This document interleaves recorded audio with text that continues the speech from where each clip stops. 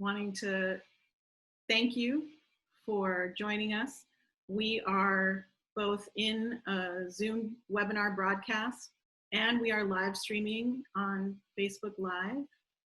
And we're seeing folks are already letting us know where they're hailing from. One of the beautiful things about this event is that we are global.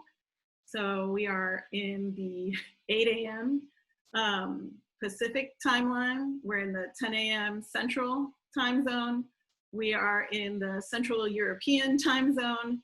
And we are, what is it, GMT +8 in Asia. And so really excited and very thankful for the folks who are able to join us live. We know for some of you it's very early in the morning, and for others it's super late at night. And one of the things that I love about that is that that's so speculative, right? We're already in the future. Some of you will be in tomorrow before we're done. So I love we're that. unevenly distributed. Yes. And so I think we're at about maybe a little over 50% of what I expected in terms of numbers based on registration. So I want to go ahead and give a little bit of background about Race Forward, and then we'll get started with an introduction. So we're streaming live now on Facebook. And I want to welcome all the Facebook viewers. Hi, I'm Rosanna Cruz. I'm the founder of Racial Justice Reads and a senior fellow at our host organization, Race Forward. Race Forward is it's going to be 40 years soon since the founding of Race Forward, originally the Applied Research Center in Oakland in 1981. Since then, we've grown to a national level, doing work in so many different avenues, including this beautiful arts and culture work that we're doing under the leadership of Jeff Chang, our Vice President of Narrative Arts and Culture. I want to shout out Jeff over there, probably is going to be watching the video later since he's also on the East Coast. Thank you, Tananarive, for the sacrifice. I know it was an early morning for you. Race Forward has a number of programs, and I'm going to ask at some point, thank you, Leslie, if you could drop just the link to Race Forward. Those of you who are on the Facebook page, you already know about us. We are also the publishers of Color Lines, and so I want to give a big shout out to Color Lines, your daily news site for racial justice.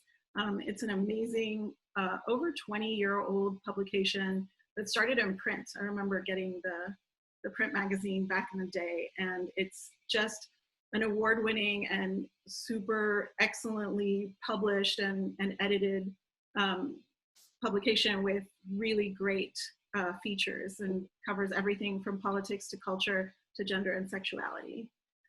Our numbers are growing, so I'm really excited about that. And I'm just gonna go ahead and start and say thank you, welcome. We are so excited for this second installment of Racial Justice Reads Live. Racial Justice Reads was founded in 2018 as a project of Race Forward. And we started at the Facing Race Conference, which is our biennial conference, which that year was hosted in Detroit. So what up though, Detroit? Wanted to say that the work that we do in advancing racial justice, and particularly my history in the organization, has been really about educating folks in trainings, doing webinars, doing convenings, and it has always tried to see all of the different avenues. I see Detroit, all right, in the chat.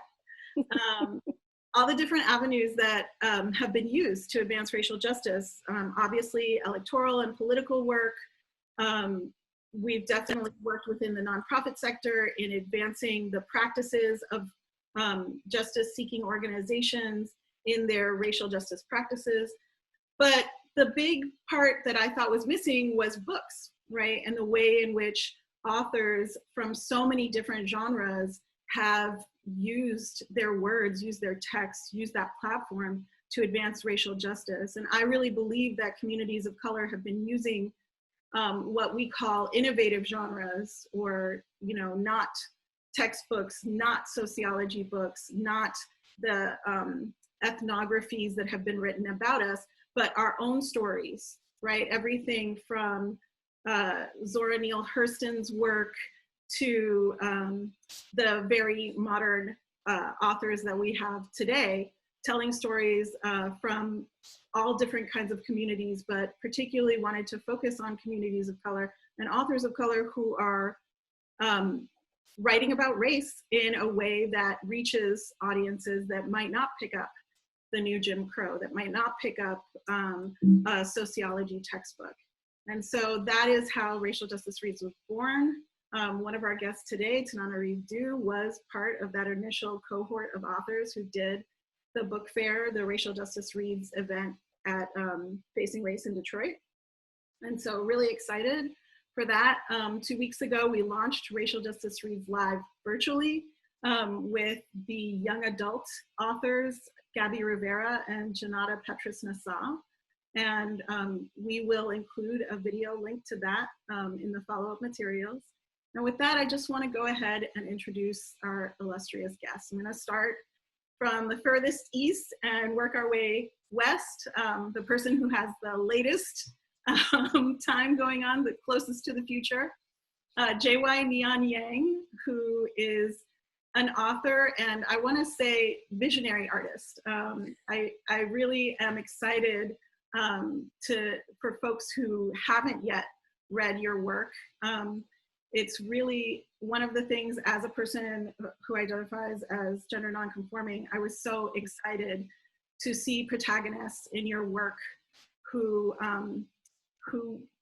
you know, don't adhere to the gender binary. And so for me, that was really refreshing, especially in a work that's so centered in a cultural reality that isn't the dominant culture that we're normally exposed to. So J.Y. Neon Yang, thank you for joining us.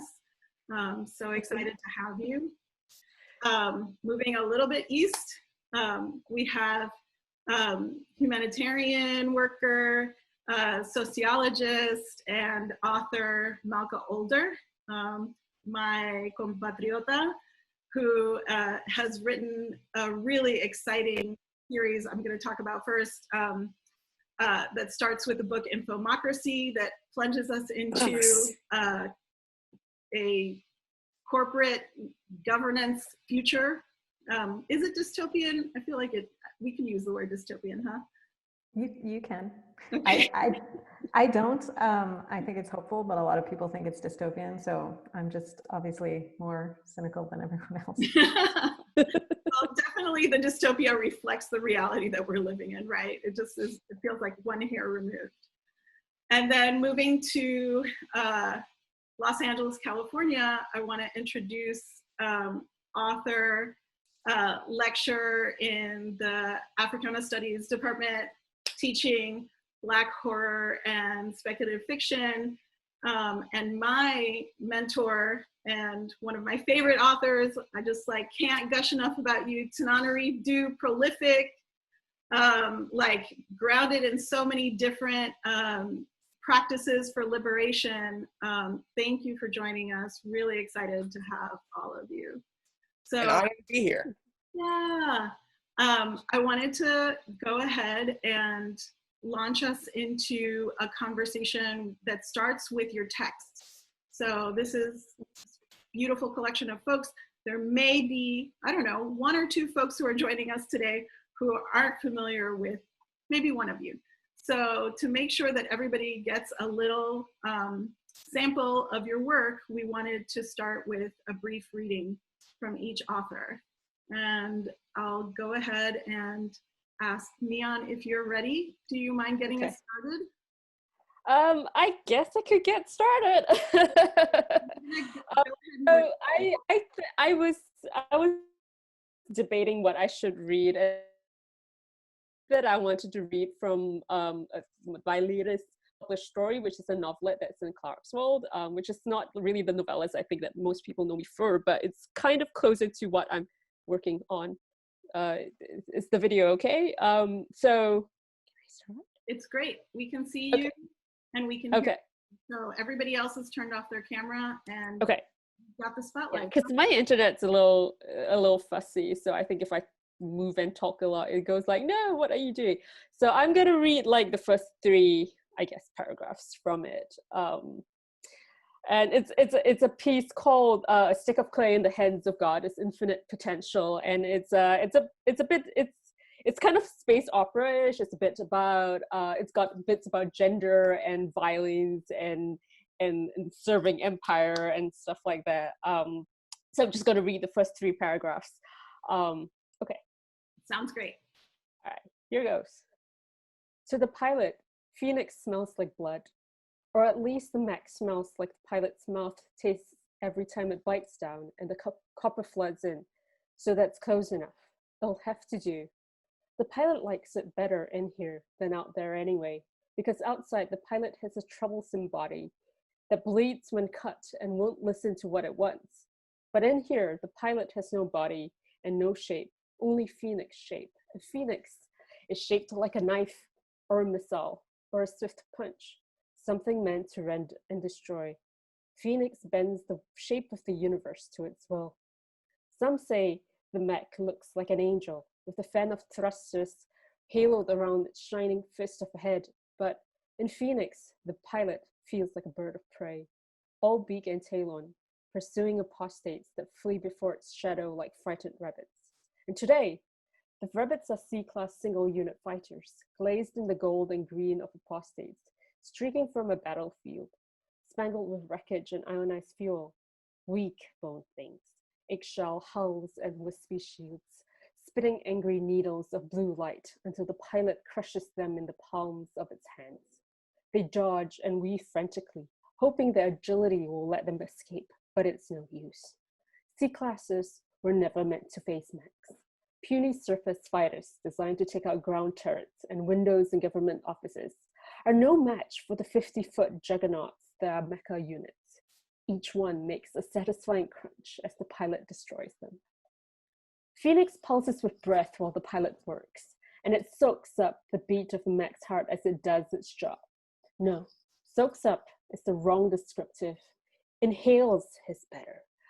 The pilot inhales the mech's heartbeat, her heartbeat. While it sits in Phoenix's glowing head, spine jacked into a neural net, she is in the chest, her body floating in a sea of amniotic fluid. And when her heart beats, the mech around her shivers and drums with power. That's her, whom the pilot belongs to. That's her, Phoenix's holy sigil, a God-given boon without which the mecha fighter is inert stone and plasma, a blessing, a wonder, a beloved miracle. The pilot kills another enemy, and there goes the responding twitch in its senses, a reminder that she is there and feels everything that it feels. Was the twitch an expression of delight? Perhaps. I'd hope so. Yeah, that's it. Excellent. All right. Thanks so much. We're gonna digest on that for a second as I ask Malka, do you mind going next? I'm going to be reading the beginning of a short story from my collection, And Other Disasters. The short story is called The Divided, and it is actually available.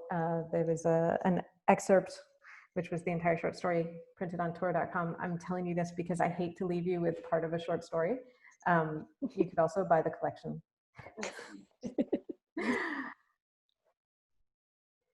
The walls rose anyway. They couldn't build them. They'll never do it. There's no humanly possible way they can do it in any reasonable amount of time with any reasonable amount of money. That's what my tia Lola had been saying since the idea appeared, and she wasn't wrong.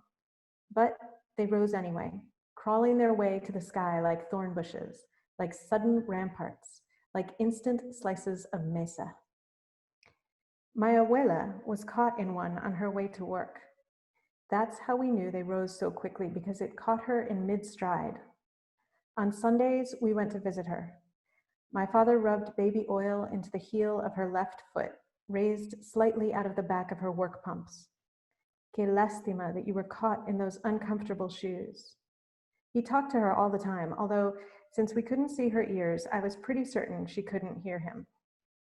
He rubbed Nivea into the creases of her right elbow, pushed back with the weight of the black leather purse we knew was tucked under her arm, only a corner of it visible below her elbow. Sometimes my mother would come with a bucket of water and shampoo and undo the last twist of bun that protruded from the wall. She would wash the 3 inches of gray hair, the very ends of my abuela's long hair that normally would sway at her waist and now only fluttered from the wall like a sad flag. Then she would pat them dry with a marigold yellow towel and wrap the bun up again. So unfortunate that she was caught facing that way, my father would sigh, because my abuela barely spoke English, and we imagined that they didn't allow Spanish over there anymore. We imagined because we didn't know. No stories came out. We didn't know if my abuela was worse off or my prima Leti, who was trapped somewhere on the inside. She wasn't in the wall. My tío Cesar went all the way around it looking for her, meter by meter. He thought he would be able to sneak in somewhere, but the walls went all the way around. The river was all fucked up, he told us when he came back, and the ocean crashed against walls now. No more beaches, no more cliffs.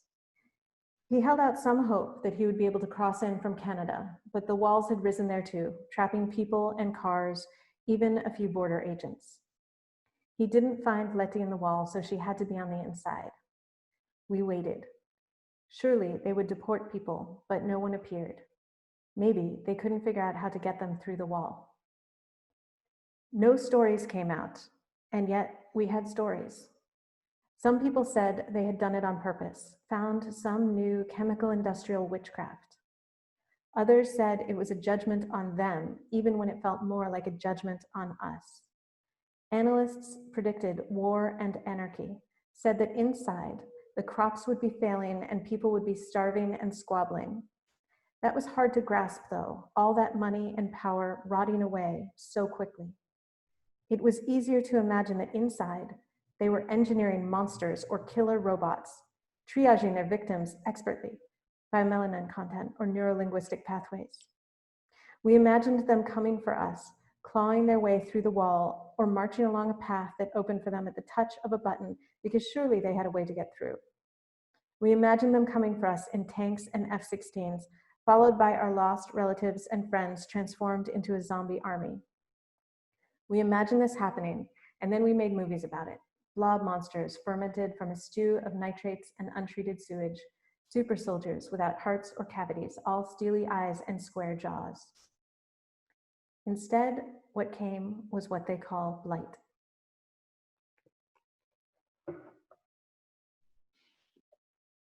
Ooh, okay, that was a little close to home for me, but thank you. That was beautiful. I'm gonna take a little bit of a breath and pass it to the illustrious Tananarive Du, if you're ready. Yes, thank you. I needed a breath the whole time I was working on this novel. I spent 7 years writing a novel called The Reformatory. I did read an excerpt from it last year, and I'm thankful to say I finally finished it, but it is nowhere near published or even sold at this point.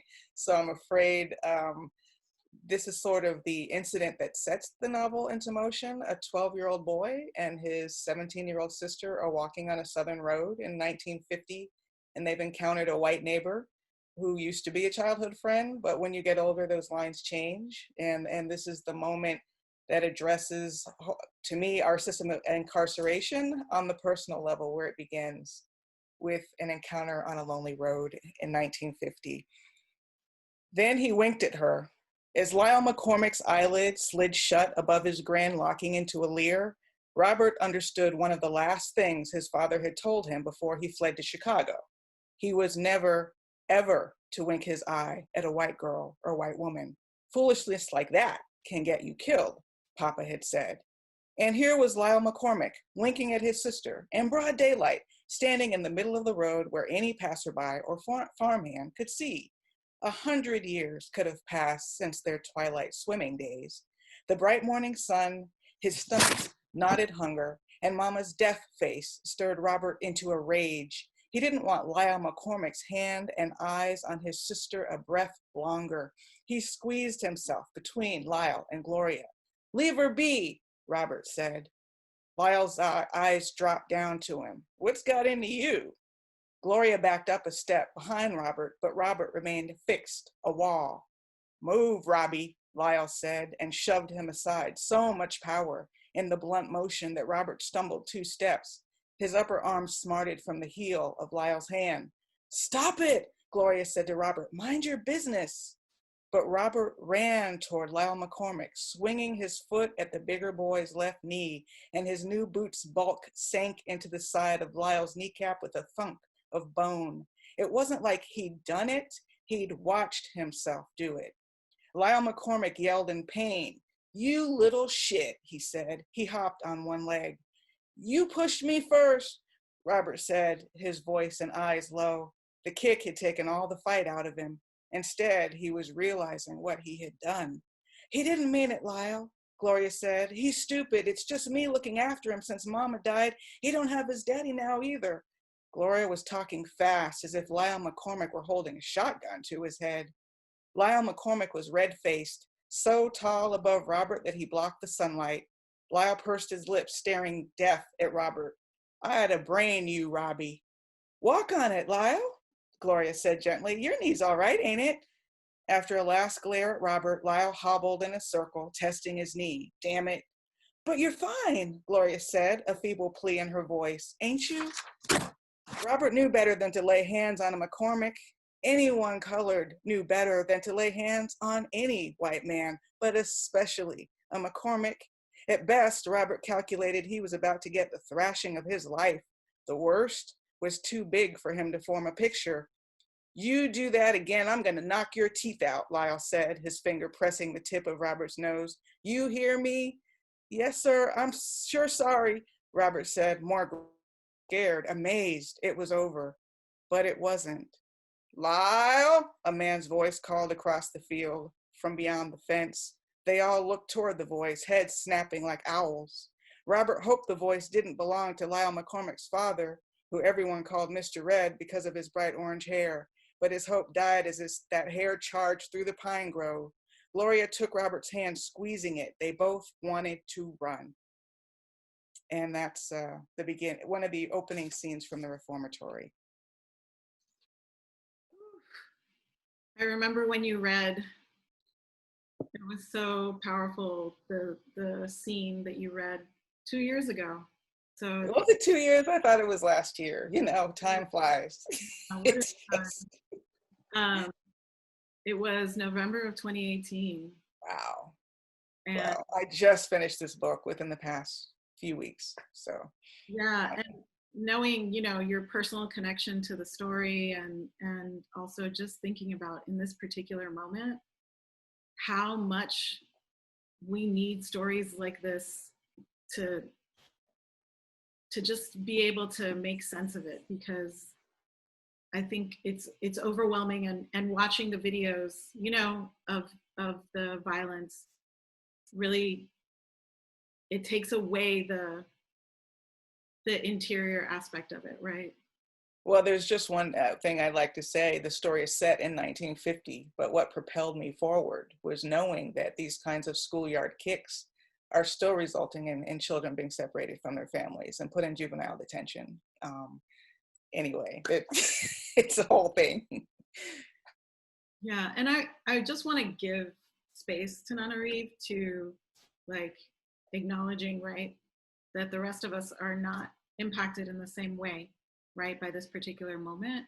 And so just giving space if you want to say anything more, and to give time to this moment, and to the Black folks who are watching, right? Ooh, well, I appreciate that. A lot of us have been screaming from the top of our lungs and screaming inside for a long time. And while it's difficult to watch all of these stories re-aired and retold and the news stories accumulating, I still do draw hope. from the fact that more people are paying attention or seem to be paying attention. And I think that's a very important thing. Well, and I wonder if you'd be willing to lead us into our first interview question. Sure. Let me wipe my tears. Yes, sure. And talk a little bit about the first question for everyone is, you know, who are your people? Where do you come from? Or who do you come from? And just asking folks to share with viewers the lineage, right? That you come from, whether it's a biological lineage, which I know for you is very powerful, or if it's a movement lineage or a literary lineage, right? Just really acknowledging all of the ancestors and all of the ways that we are made as humans and as artists. Well, I'll start by shouting out Gloria Naylor, whose novel Mama Day was my first indication of how a future might look for me as a writer, as a Black woman who wanted to write about the metaphysical, but I didn't know anyone writing in speculative fiction. I hadn't read Octavia Butler yet, so I would like to shout her out in terms of literary lineage. But in terms of literal family lineage, I am descended from warriors. My late mother, Patricia Stevens Dew, was a civil rights activist who spent 49 days in jail, along with her sister and other students from Florida A&M University for sitting in at a Woolworth lunch counter ordering food. Was illegal in 1960. And rather than pay a fine, she went to jail. And she met my father, who's still living, John Dorsey Dew Jr., who calls himself a freedom lawyer. He won't use the term civil rights lawyer, but he likes the term freedom lawyer.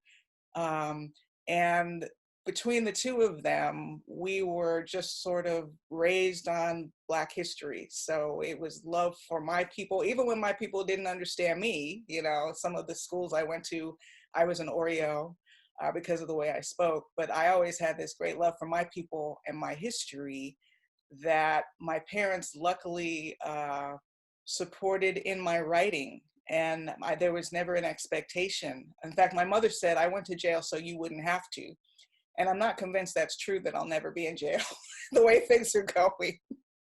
But I did take that to heart. And I did feel a sense of liberation that I had the permission from my parents to pursue the arts. And I've often said, if I had not had that permission, as I know many artists do not have that permission, I might not be a writer today, or at least it would have taken me a lot longer. I would have gone to law school like my sisters, and I would have had to fight harder to get back to writing. So my people are those heroes and heroines throughout history whose names we do not know, whose faces do not go on stamps, and who are not taught in history books. My mother and I wrote about some of them in our book, Freedom in the Family, a mother-daughter memoir of the fight for civil rights. But there are so many scores of traumatized warriors who sometimes were too ashamed to talk about their arrests, and were sometimes too ashamed to tell their children they ever went to jail. And I'm just, so my people are those people whose shoulders I stand on, of course, and writer folk of all kinds. You know, writers are my people as well, writers and artists. Thank you. And just want to lift up and thank you for highlighting that part of Florida, being from Miami myself originally. You know, just the racial dynamics of Florida shift so much and also stay the same. Yes. But I want to lift up the name of Tony McDade and Toyin Salau in this moment, you know, folks from that area who were recently lost in this violence. And so just, you know, yes, wanting to ground ourselves in that context. And then leaving the shores of the US to move back to you, Malka, if you are up for this question. I'm certainly interested, and let me know if you need me to repeat it.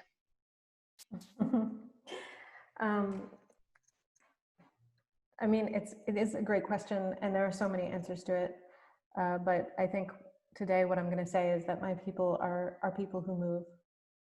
My mother moved as a teenager to the US as a refugee from Cuba. My father's father immigrated to Cuba as a child, and my father's mother's parents immigrated to the US. And so every generation of my family back to great-grandparents, there have been people who immigrated. And even going back to my mother's side, they moved to Cuba just a few generations before she left. And then also more generations, depending on which side you're looking at. And I myself have moved a lot through my adulthood, and I think it has something to do with that. It has something to do with seeing people in transit, seeing people move around, seeing new identities being formed. And so I look at the world and I don't see nationalities as a terribly important way of identifying people or even analyzing political science at this point. And look both bigger and smaller to the world and to individuals, which sounds very citizen of the world, kind of abstract and floaty, but actually it's a principle. And as a humanitarian, it's a principle that can be implemented in really rigorous ways. And also, I mean, in terms of a literary lineage, all of it. I mean, just the reading and the writers, so much gratitude, especially I want to say in this moment, particularly when we are stuck in times of a lot of uncertainty and not moving, times when movement has suddenly become much more difficult. I'm so grateful to all the writers whose stored up labor is really sustaining me during this period. Thanks, Malka. Leon? Hi. So I am a child of colonialism. My parents are born British subjects. Singapore was only granted independence in like 1965 when they were kids.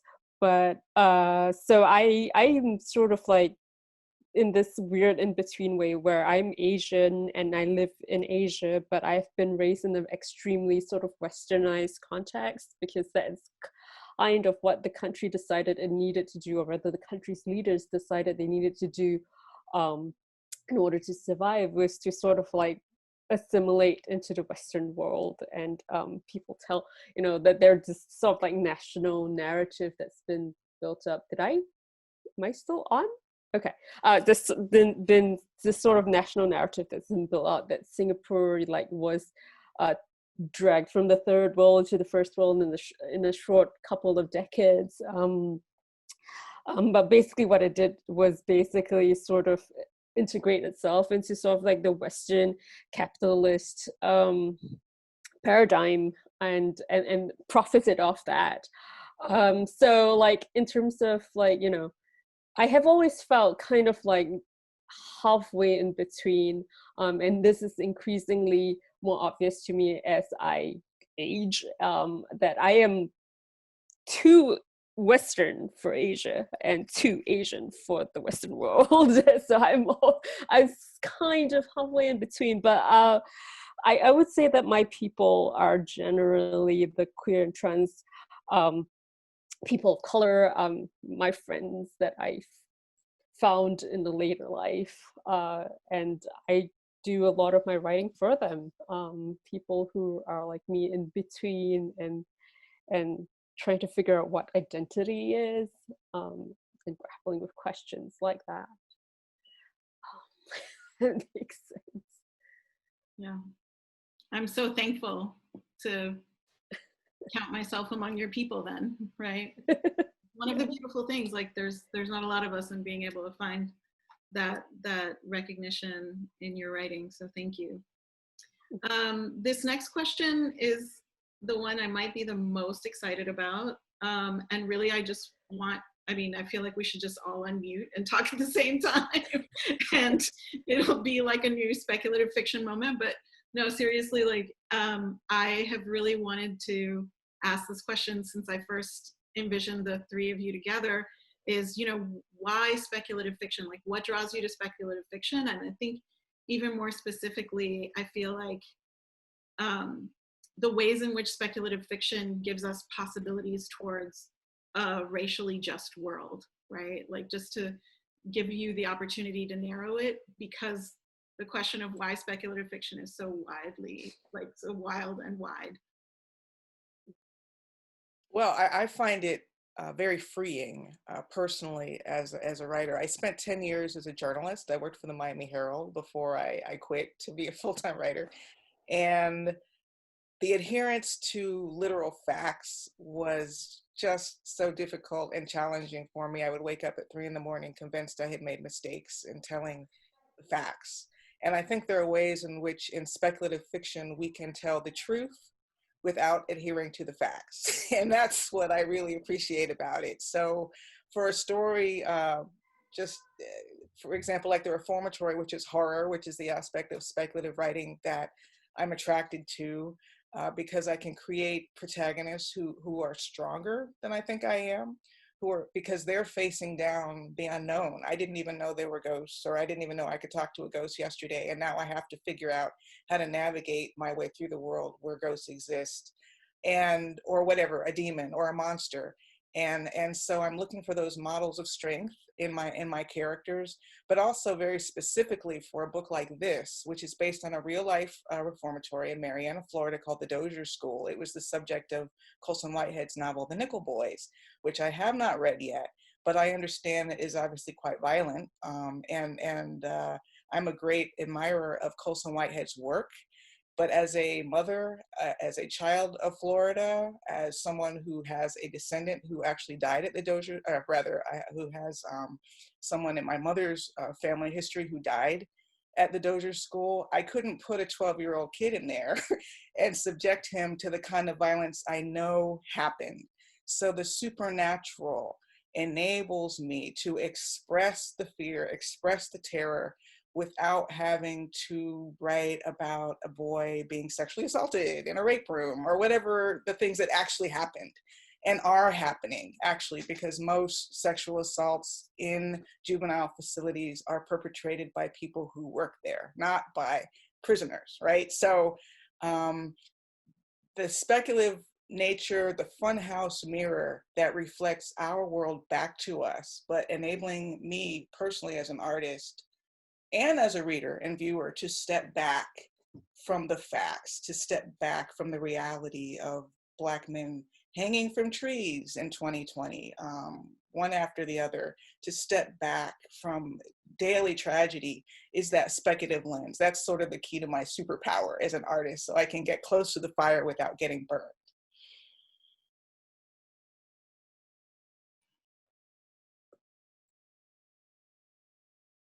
We're all off mute. We're all just gonna go for it. Yeah, I mean, I really admire your strength to go in and write about these things, even with the speculative lens.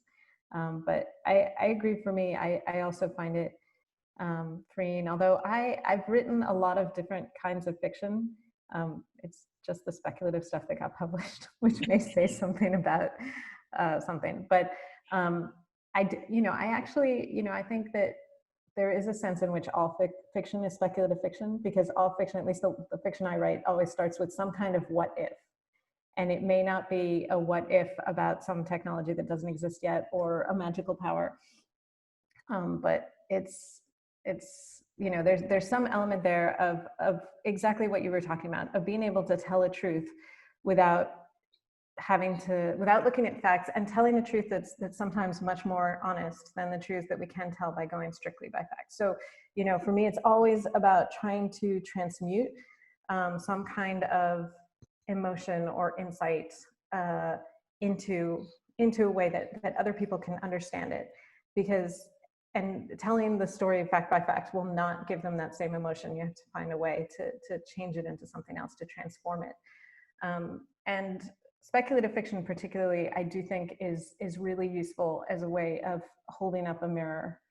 And the way, you described it as the kind of mirror that lets you look at the Gorgon without getting turned to stone.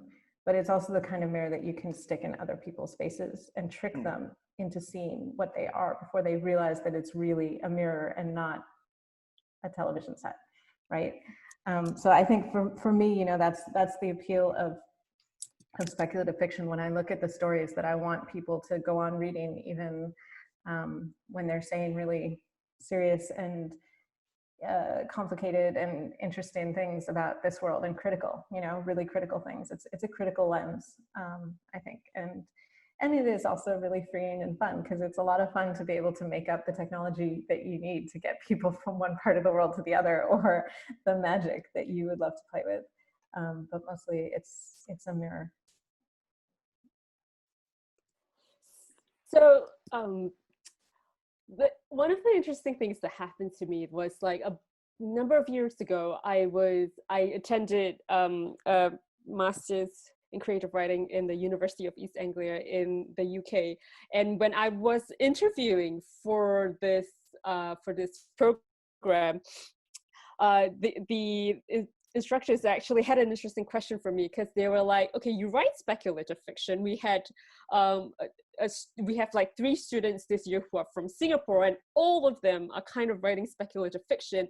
And like, this is a program that is very literary. It's basically like the Iowa workshop for the UK. And so the instructors were like, why are all you Singaporeans writing speculative fiction? And I told them I think it's because we basically live in a science fiction dystopia, and so we're kind of writing about what we know.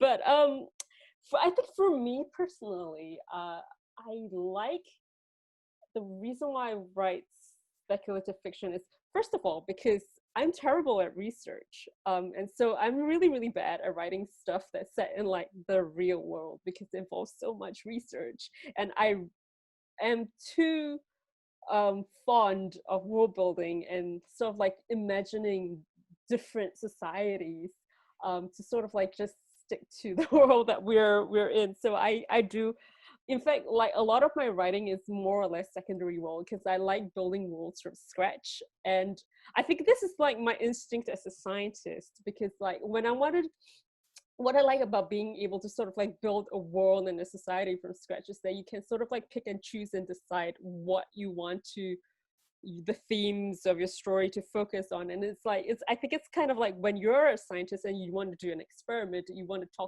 look at certain effects of something, you can have like a control group. You control sort of like the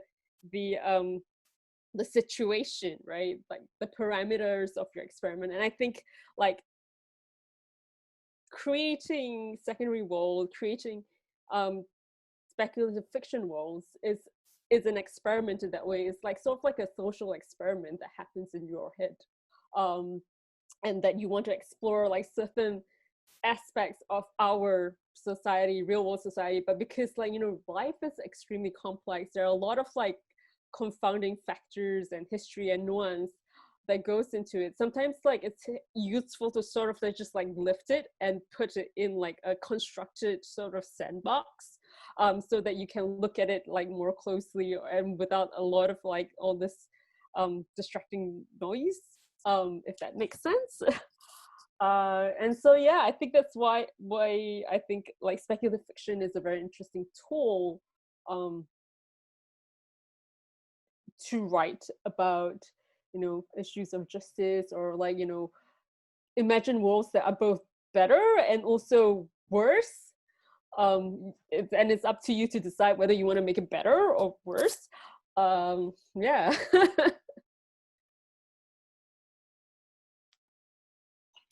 Thank you for that. I wanted to, oh, hi. I wanted to move us into a question that delves a little bit more deeply into your work and your characters and that world that you do build. For me, for all of you, your writings, I find the characters are so rich and so compelling. And so wanted to ask this question, where we're really looking at, now of course I've moved slightly away from my document, here it is. Let's talk about the people, the characters you've created. Where did they come from? How did you form them? Who do you want them to be in the world? And I think particularly for this moment, what do you think they'd be doing, right? With this particular political moment, like where do you think they would be? And we'll just let the conversation flow as it flows. Jump I on. know. I'm flowing in order.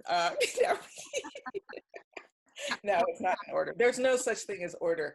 Actually, I can tell you right now, the 17-year-old protagonist or co-protagonist in my novel, The Reformatory, who basically spends this entire novel trying to get her brother out of this facility, would definitely be leading protests right now. She would be out in the streets. She's fearless. Her name, Gloria, was my late mother's middle name.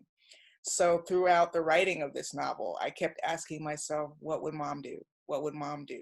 You know, because she faced her own battles with trying to desegregate an ice cream counter, you know, trying to get her principal fired so they would get a good education in segregated schools, etc.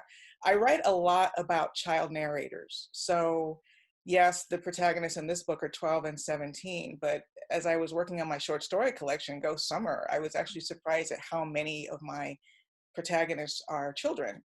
And I think that's for a couple different reasons. I have a lot of interest in the sense of loss of innocence, like that moment when you go from being a child who's trusting and the world seems like a bright and cheery place, which many people are fortunate to experience at all, to that moment where reality slaps you in the face and you realize your parents are lying to you. You realize, you know, whatever it is that, or unfortunately sometimes a trauma of some kind will create that. So a lot of my stories about that are that intersection of a child sort of who has innocence, who has to face something that potentially could taint that innocence. Although one of the other reasons I love children as protagonists and why I love the young people who are fueling a lot of the uprisings around the world is because they have not made any accommodations. They have not given up. They're not weary or as weary maybe, because it's just, we're walking into this world, we see something that doesn't seem right, and we're asking, well, why is it this way? And there's a belief that it can be changed. And I think something that happens to many people, not all, as they get older, is they start to lose the belief in their personal agency to create change. That was something my mother felt, and her whole life, she knew she could create change. And that was a great advantage. That's why I considered her my first superhero.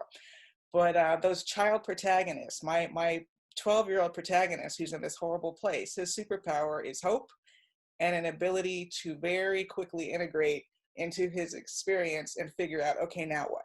Okay, now what? Okay, now what? And I think that's such a valuable thing for all of us to try to remember, including the author.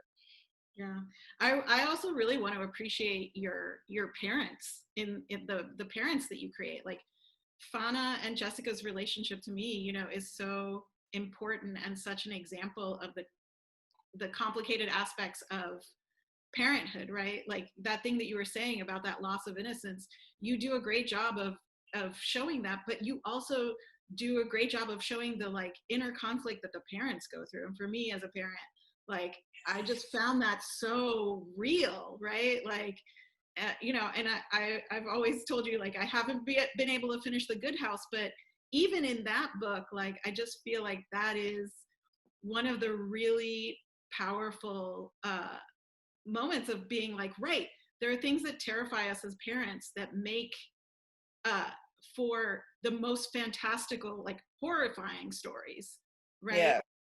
And so, Yeah, actually that book you're talking about, The Good House, which is my scariest book, a minor spoiler, I guess, things could have gone very differently with a little more communication, right? So, and The Living Blood, which you referred to in my African Immortal series, with a parent of a child who is more powerful than she is, more powerful than anyone perhaps on earth, is very much a metaphor for how we all feel as parents. We love our children. We don't always understand them. And they do have a kind of power that we don't understand, their power of youth, the power of their future that will extend beyond ours. And those real life conflicts, really, I think I learned from my parents, and my mother had many friends whose own children went awry while the parents were out fighting for change. So fighting for change has to begin in the home and extend outward, not outward. And then maybe if you have a little time, I'll spend some time in dealing with my kids. You know, I mean, we really have to find that balance. Yeah. Thank you.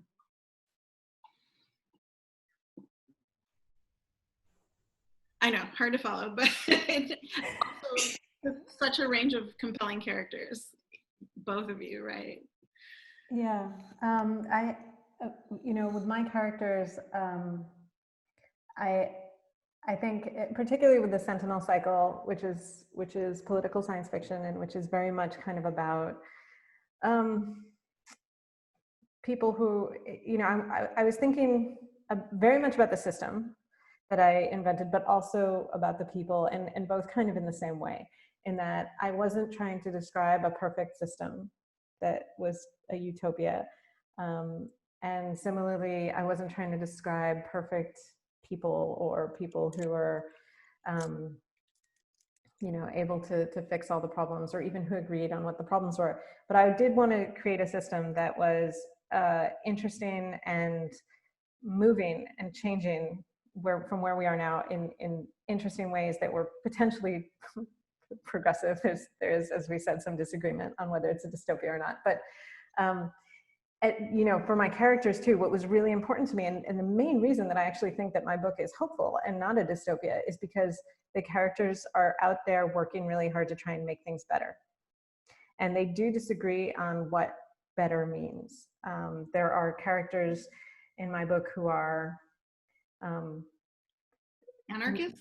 Well, yeah, I mean, but I was going to say, you know, they're not bad guys. They're maybe not the heroes, but they're POV characters who are who want to burn everything down. And there are other characters who are much more working within the system as much as it frustrates them.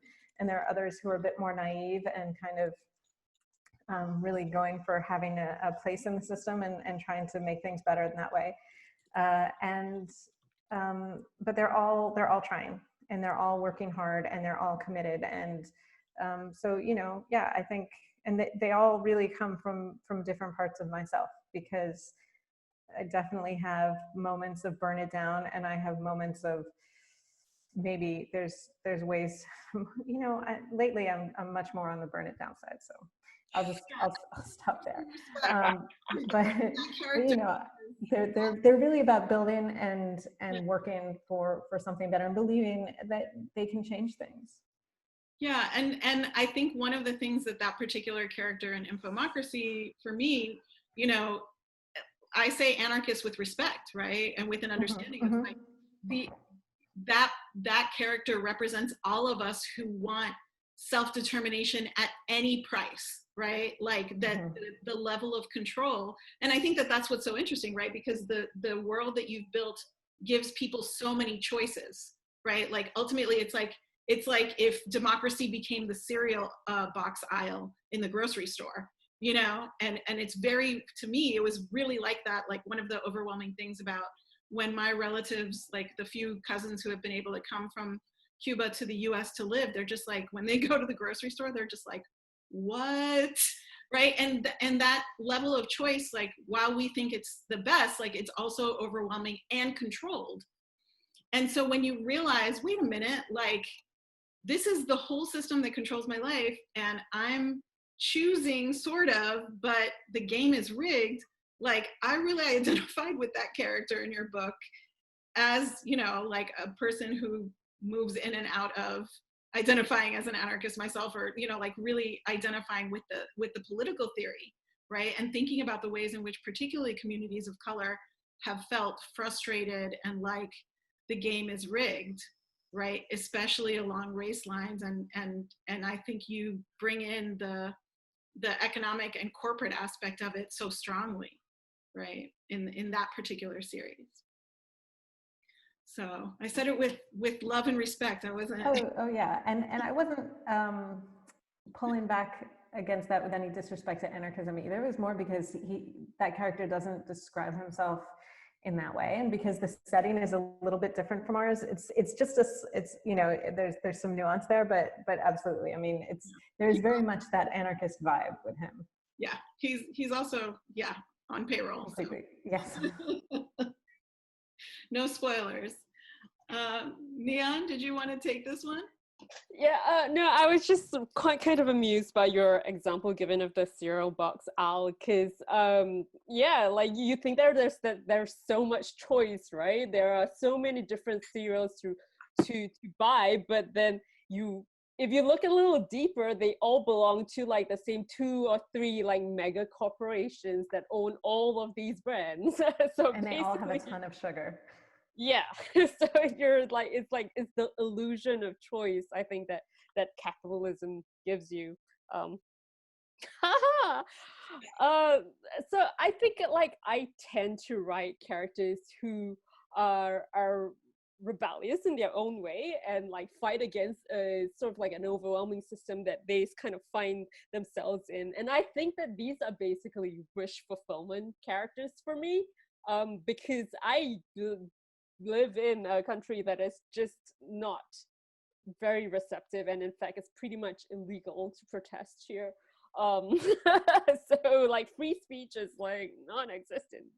So I think I put a lot of that desire to be able to enact change effectively into my characters and my narratives, and like it's like, you know, what if like, you know, you actually had the power to change things, which is really sad now that I've said it out loud, but characters do have powers. Like I'm so curious, like especially I'm only halfway through the series, so I'm like, what happens next? But what in this moment, like what powers, I wonder what powers they'd be using, right? In this I mean, I feel like my characters would definitely be on the more burn it down side. I tend to write characters that like to burn things down a lot, I think, because sometimes it just makes a more interesting story. People like to read about explosions in fiction. Although, like, yeah, stuff needs to be burned down. I mean, like, and you know, I think that burning stuff down works in sort of like enacting change, because it forces people to pay attention, right? Like, you know, stuff that get done because as we have seen in recent weeks. Yeah, so I mean, and throughout history. But yeah, just to bring it more to this particular moment too, I think your characters are working not only against a set of power. I love the way that you have the state and then the religious, right, spiritual power, seat of power, but also just the relationship, right, between in the family. We're talking about 2 siblings and a parent who is the like, I don't want to give it away, but yeah. Yeah. Also, like, yeah, shitty parents and as a stand-in for the state is I think another one of the sort of like hallmarks of my my fiction. And it's also because, like, you know, aside from the fact that kind of reflects my family situation, also I live in a country which is called a nanny state for like very good reasons, and the government constantly treats us like we're 12 years old, and it's anyway it's not the best, like, so state, is that what you said? A nanny state, nanny state. So so it's never heard that. The government is basically your parents, or your grandfather, tells you you're not enough all the time and you need to work harder and be more productive and increase the national GDP. Okay. Yeah, that's a lot. The relationship to the state is, an evil parent. Overwhelming. Just, especially thinking about the pandemic, right? And the ways in which what are the values that the states are making, right? Before we started, Neon was sharing about the situation with, the pandemic in Singapore. Yeah. And That's actually kind of interesting to see how like the different countries have kind of handled or not handled the pandemic. Because like I think like countries where there's a kind of like a very high compliance in the population, where people like actually do not question the need to put on masks when you leave the house, or like are okay with like not leaving the house, have fared a lot better than in places where there is a resistance to it. So yeah, but it also feels like there's a consistency in racializing identifying a racialized source of blame, right? And yeah, and I think that is very specific to Singapore, because it's very racialized here.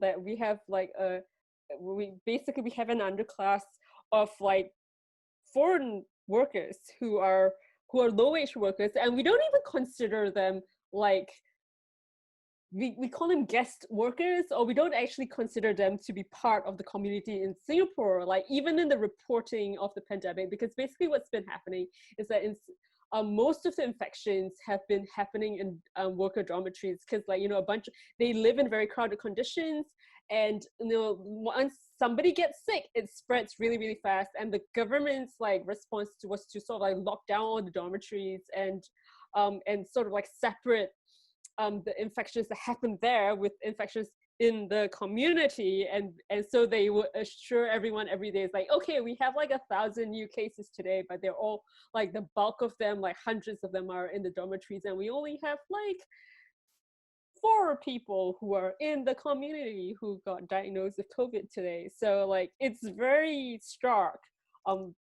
the way they've been like, I mean, like, it's been obvious to people who've been paying attention for years that like the government obviously, and to our great discredit, like the majority of Singaporeans don't actually see these people as like belonging to the community in Singapore. They're like they're just here to build up buildings for us and stay out of sight, and don't come into our spaces and things like that. But like, the pandemic has really sort of like highlighted this sort of thinking, and like the amount of support that it has, which is like, it's terrible.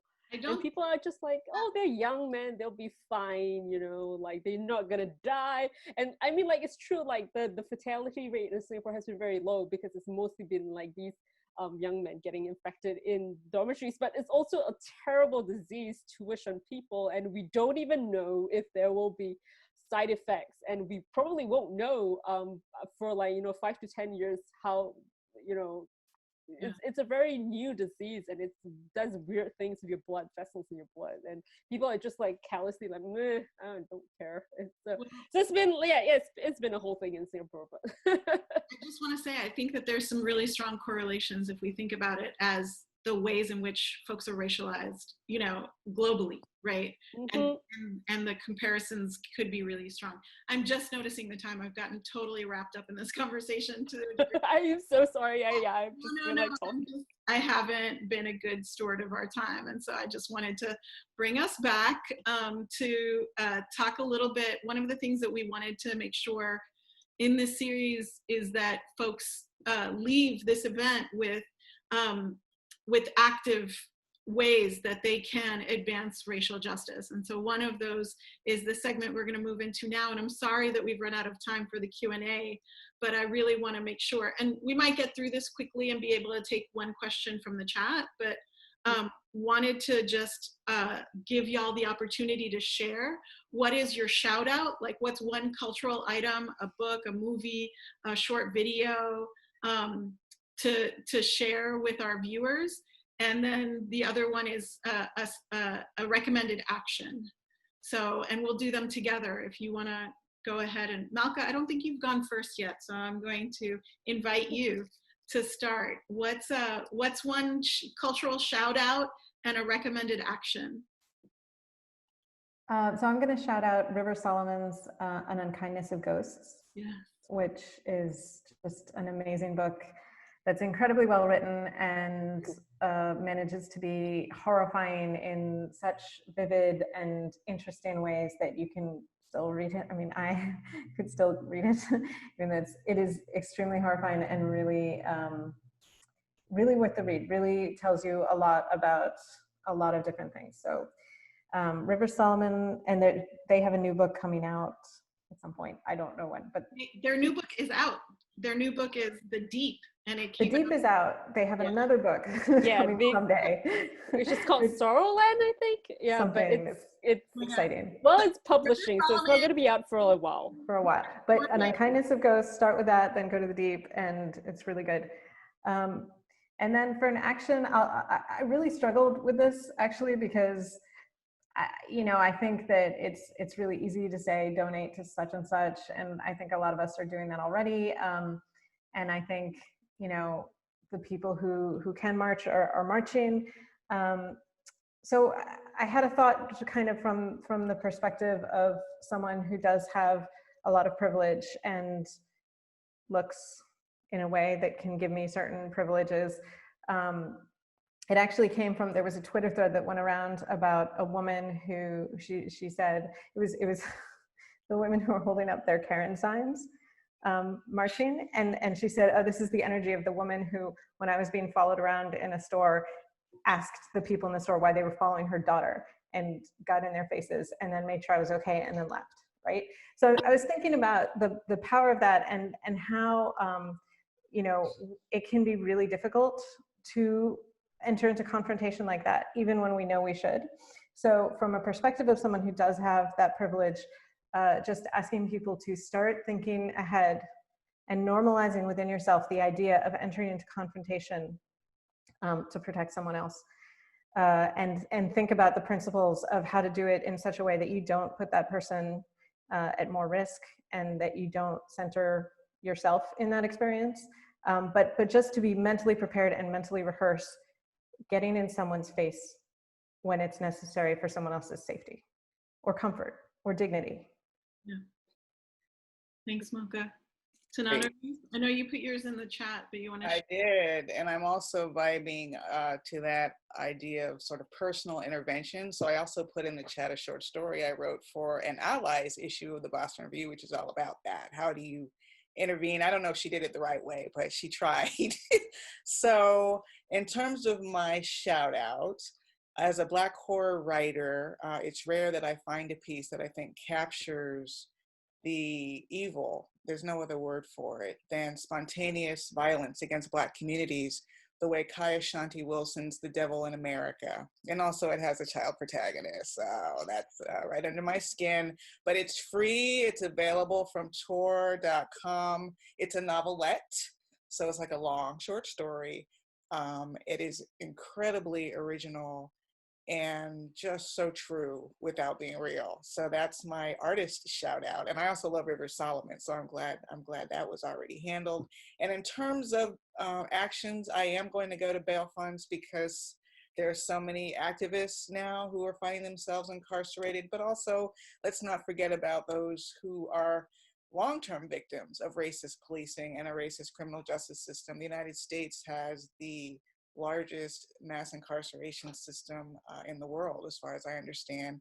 And the protests you're seeing on the street and what's led to those protests should be a big hint as to why that is. Okay, so let's help get people out. I have two links there. One is the Chicago Books to Women Prisoners. That's to provide books to people who are incarcerated, but also I have this Southerners SouthernersOneground.org link to contribute to various bail funds. Let's help get people home. There are people who've been separated from their families for years because they can't afford a few $100s. Thanks, Tananarive. Neon? Okay, I'm going to shout out Riot Baby by Tochi Onibuchi, which is I think it's a novella that's out with Tor.com Publishing. It was published, I think, earlier this year, and obviously written before all this, but it's very, very relevant to our current situation. And yeah, So that's my shout out. And also, I want to say that when I saw The Devil in America in the list, I was just like, yeah, I read the short story a number of years ago. I think it was when it was published in 2015, and that story has never left me. And I think about it every now and then. It is that good, and it just hits you that deep, because like I think, as what Tananarive said, yeah, it really does get into the horror aspect a lot, and I found it really, really affecting. I was yeah. And for the action, I want to sort of like raise this movement called Blackout Bestseller list that's going on Twitter. It's an initiative to buy any 2 books by Black authors in the week from the June 24th to June 20th, which is this week. So like it's in the push to fill bestseller lists with Black voices, because you know the conversation that's been happening in publishing recently about how, you know, Black people don't get as good advances as white folks do, even though they're like bestsellers, like previous bestsellers, award winners. So like it's sort of like a movement to show the power, the sort of like purchasing power, that people will buy books by Black authors, and it's possible to have that publishing should put their money in it. And I'm gonna put the link to the bookstore that kind of like started this, so that people can kind of see. And if you can't afford to buy like 2 books this week because, you know, there's a pandemic going on, anything, just like, you know, signal boost the movement. So like the more people participate, the more effective it will be. Just putting the link in the chat. So yeah. Thanks, Neon. And I just also want to shout out our we're going to send out a resource garden that's going to have all these different shout outs and recommended actions. It'll have links to all the authors' websites. If y'all want to add your social media to it, we can do that too. And we'll also uplift our primary bookselling partner, which is Marcus Books in Oakland. Really love them and really want to lift them up. And they are taking orders via email. So there's instructions for how to email them and order books for them to ship to you. But there's a really great list of Black-owned bookstores in the US that we will also include in that list. And also want to shout out a collective in Atlanta, Karis Books, that's been really supportive, and that was one of our partners in Detroit. And there's a really great Detroit project too. So you will have so many resources for where to buy books. We want to make sure that folks are able to support primarily Black-owned businesses. We really want to lift them up first. And so I'm so excited because we have a few more minutes.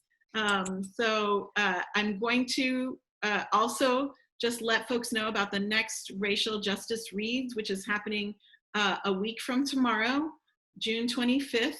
It's going to be our memoir series, and we're so excited to welcome the authors Meredith Toulousan, Jakira Diaz, and Kiese Lehman. So that's going to be a powerful and amazing conversation. Similar and very different from this one, but I'm so excited for it. I really hope that everybody who's with us now can join us next week. It'll be in the afternoon. So, and again, we will, if you register for it and you're not able to make the live broadcast, we will send a link afterwards. It takes us a little bit of time, like about 6 business days to transcribe, because we do want to make sure that there's closed captions on the video.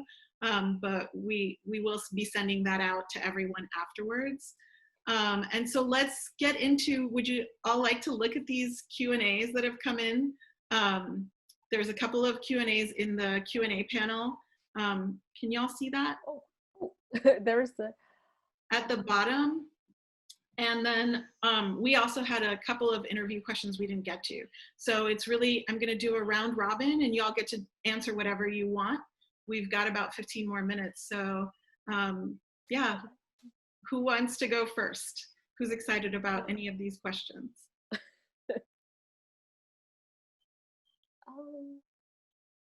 And that includes our set interview questions that we didn't get to. I know we had a couple of stars. I'm looking them up. Let me see. Yeah, one was about real life racial justice heroes or fictional ones, if you have any. And in our last when we did the young adult fiction, I love that Janata and Gabby were like, heroes, complicated, dangerous. I know Yeah, I was actually thinking about that question a lot, and I think that like my answer would have been, and I guess it is like everyone who's actually out there working to make change right now is a hero to me. People who are marching, people who are supporting the marchers. I have friends who drive people to like bail hearings and stuff like that. People who have donated, people who are signal boosting on social media. Because I think I think the past few weeks have been a lot, but also uplifting in a way where it made me realize that people do actually have the power to enact change, which is something that has been sort of like something I haven't felt for a long time, and the last few weeks have like ignited that hope again. Like, despite all that 2020 is trying to throw at us, I actually feel hopeful for the first time in a long time that we can do something to change it.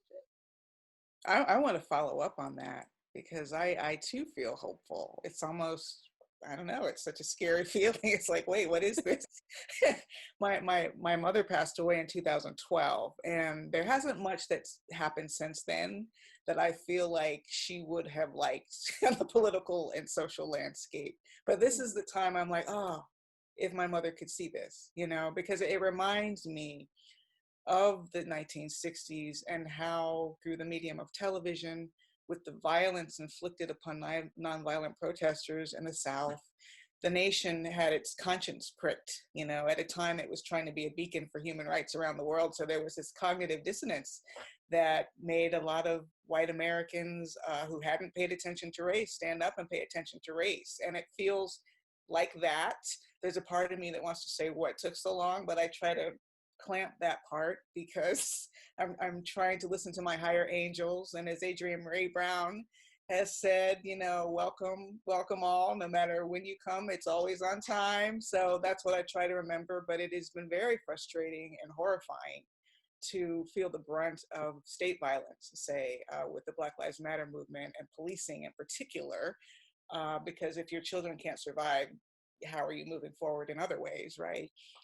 But to see the world wake up to this is just filling me with a sense of real hope. And of course, Black Lives Mattering will extend to other marginalized communities because yes, but if a population as established as the African American in particular community has been, can't survive a traffic stop, then there's no hope for anybody else, right? So there's no hope for other marginalized communities to also survive the traffic stops. And it's just the beginning, hopefully, of a re-examination of all these institutions that we had sort of rose-colored glasses on. By we, I mean as a society. It's like our policing, they're not like on TV. Our incarceration system, oh wait, you mean these people aren't just bad people? That maybe there's a whole system that's been erected to snatch them out of their classrooms from the time they're literally sometimes in kindergarten and put them into this school to prison pipeline. And maybe this has to do with housing discrimination, and maybe this has to do with lack of educational resources, and capitalism. It's like all of the cards at least feel like they can start tumbling down because more people are interested in knowing what's actually happening as opposed to the mythologies that they've been learning in school.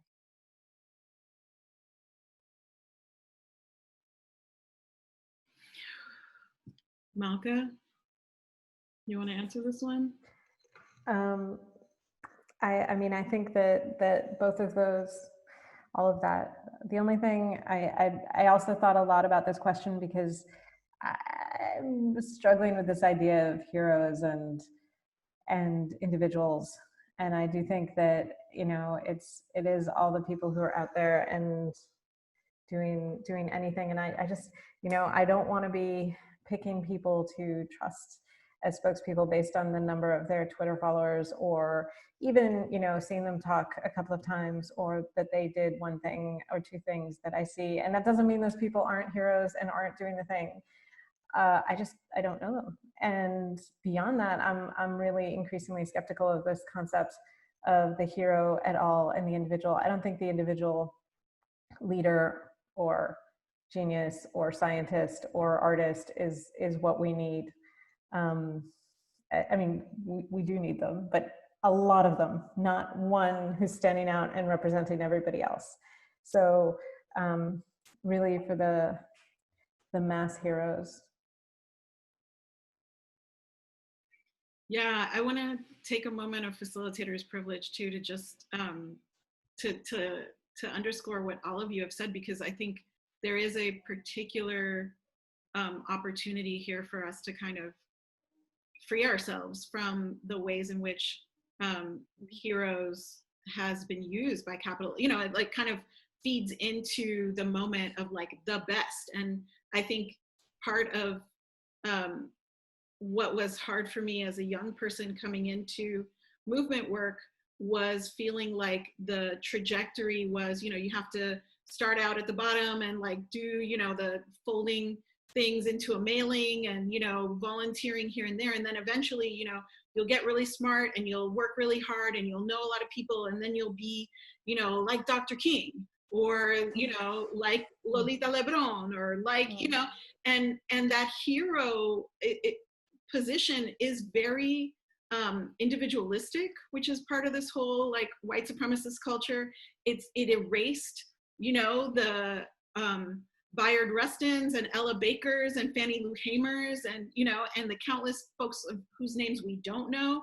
It erased the, you know, and I feel like the people who are setting the example for me right now are Black trans women, right?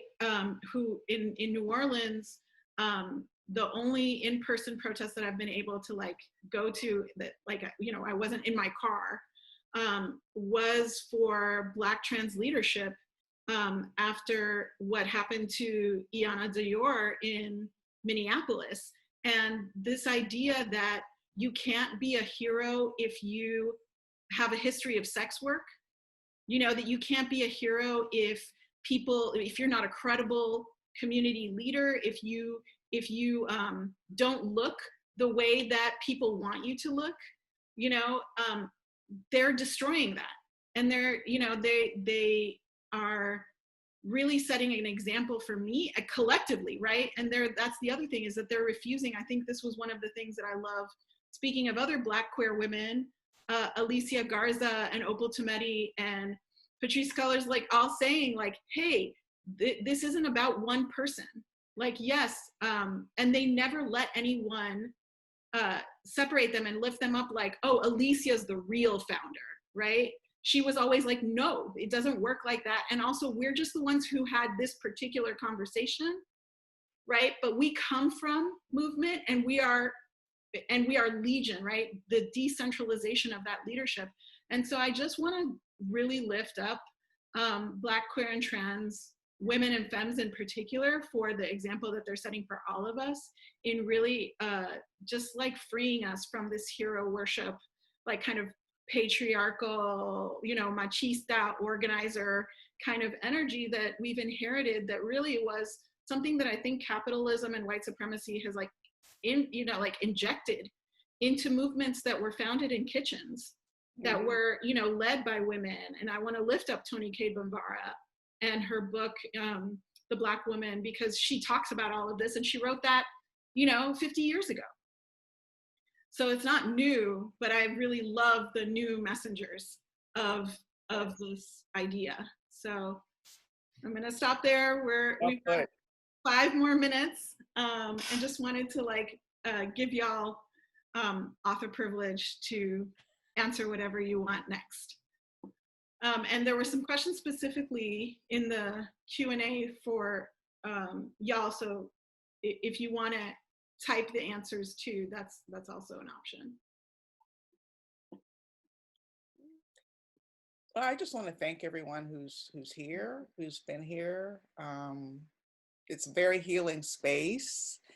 And it's very healing to be in conversation with other artists, my favorite thing to do. So I just, as the day goes on and I see more news stories across my Twitter feed, the glow will fade.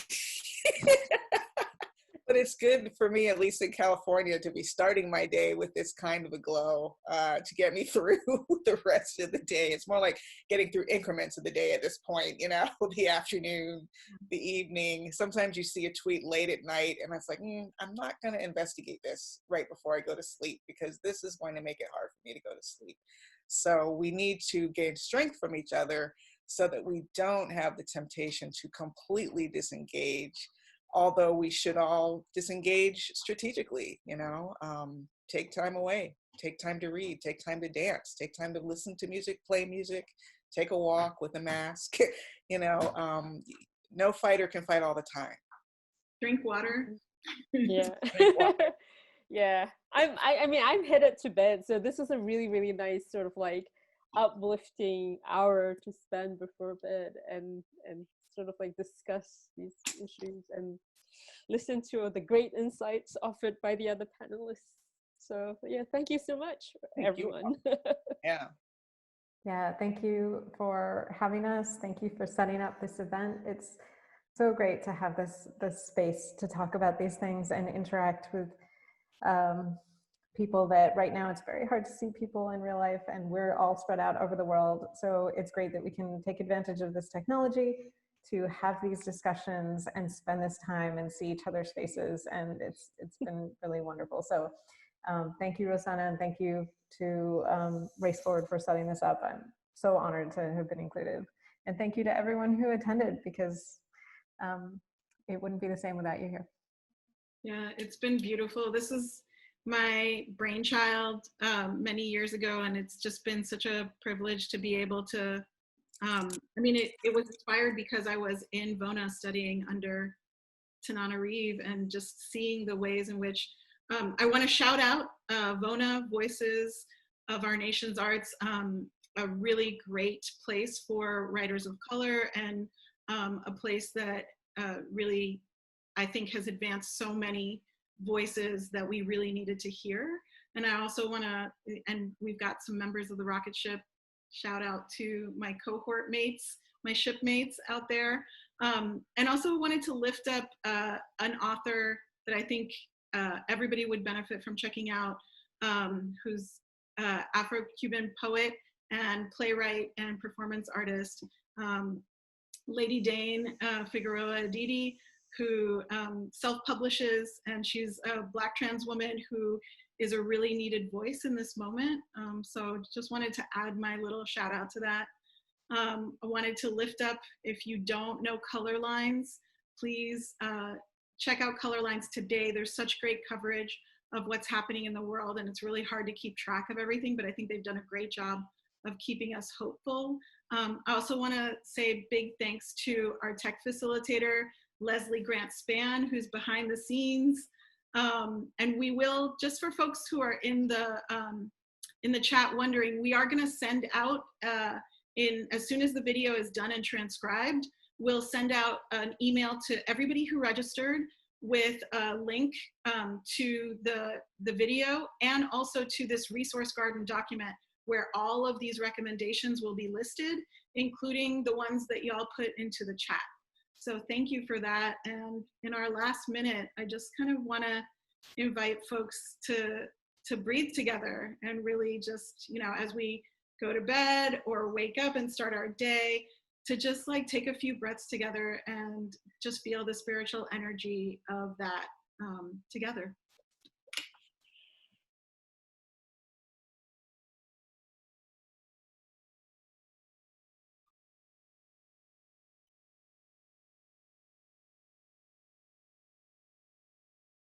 One last big breath together, and then we'll close.